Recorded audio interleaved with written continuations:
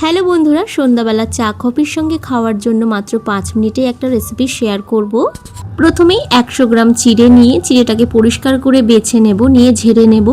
তারপর কড়াইটা গরম করে নিয়ে কড়াইতে কিছু কাঁচা বাদাম দিয়ে বাদামগুলো একদম মুচমুচে করে ভেজে তুলে নিতে হবে। তারপর ওই কড়াইতে পরিষ্কার করে বেঁচে রাখা চিড়েটা দিয়ে গ্যাসের ফ্লেমটা মিডিয়ামে রেখে বেশ কিছুক্ষণ সময় ধরে চিড়েটা ভেজে নিতে হবে। এখানে কোনো রকম কোনো তেল আমি ব্যবহার করব না, আর অল্প একটু লবণ দিলাম, দিয়ে চিড়েটাকে নাড়াচাড়া করে ফ্রাই করে নেব।